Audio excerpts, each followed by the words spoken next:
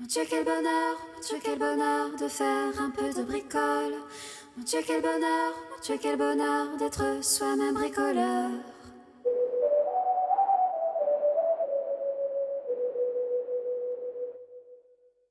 Je suis en train de finir de lier les plaques entre elles, donc avec les petits trous et les petits bouts de ficelle. Donc c'est là où j'avais un petit tips, c'est qu'en fait je vous conseille de faire tous les trous, puis toutes les ficelles, comme ça on gagne du temps. Donc en fait ça c'est le taylorisme, c'est pour aller plus vite quoi. Bon, c'est un gros truc des capitalistes, c'est vrai que quand on bricole des fois ça peut être utile. En même temps, rien ne vous empêche de faire chaque trou et chaque ficelle l'un après l'autre. Après tout, on n'est pas pressé. Voilà. Donc j'ai fini de relier toutes les plaques entre elles, en haut et au milieu. Et là, j'installe les petites ficelles qui vont me permettre d'être accrochées à la grande ficelle qu'on a tendue dans la pièce. Voilà. Vous noterez qu'entre temps, je me suis blessée 2 fois avec le ciseau. Donc prudence.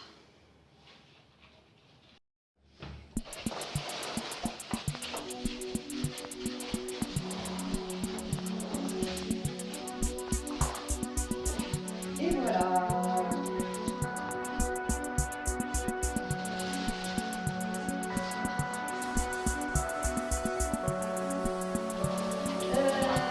Donc c'est notre rideau. Voilà.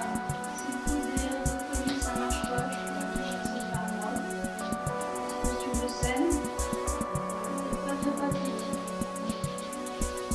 Alors on va se diriger vers le studio.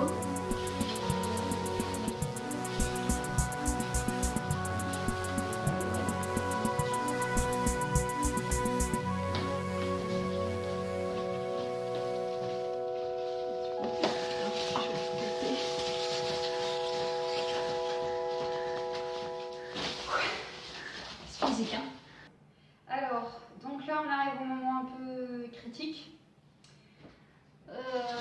C'est-à-dire que c'est le moment où on va essayer de fixer tout ça là-haut. Donc là, je vais utiliser des épingles à nourrice. On va voir, hein. Alors, je vais peut-être en fait faire les deux du milieu. Alors, c'est dommage, je suis du mauvais côté. Parce que esthétiquement, je préférais l'autre.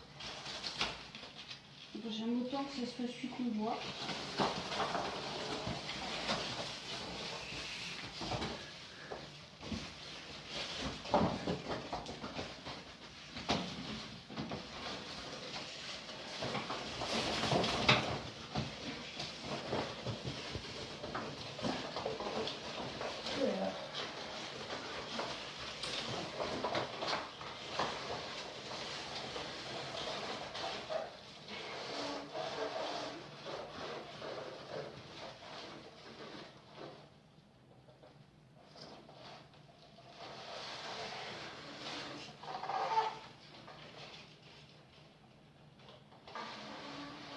Alors,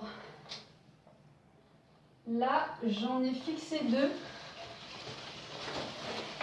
Il n'est pas encore cassé. C'est plutôt bon signe. Et je vais mettre les 2 qui restent grâce aux 2 épingles que j'avais préalablement mises sur la ficelle pour les retrouver.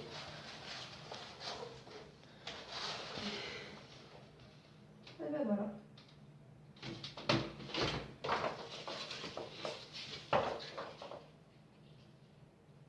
Ah bah là, ah oui, c'est ma petite ficelle qui s'est défaite.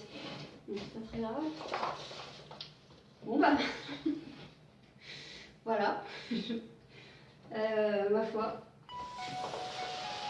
Comment dire?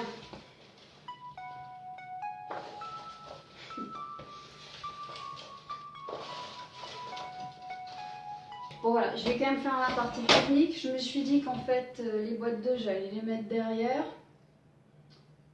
Parce que quand je travaille je suis comme ça, du coup le son il va par là. Alors je me suis dit que logiquement c'était bien qu'il y ait un truc derrière. Ce que je ferai c'est qu'on voit que j'ai la place de mettre une cinquième ligne, donc je le ferai. Et puis là pour les autres côtés, on va faire quelque chose de plus simple parce qu'on n'a pas non plus des milliards de boîtes d'œufs. Donc on va mettre des tissus. Là on va changer de technique.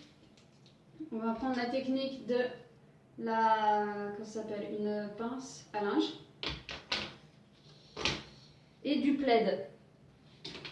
Alors, d'ailleurs, pourquoi la technique de la pince à linge? Pour qu'on puisse prendre et l'enlever rapidement. Pourquoi?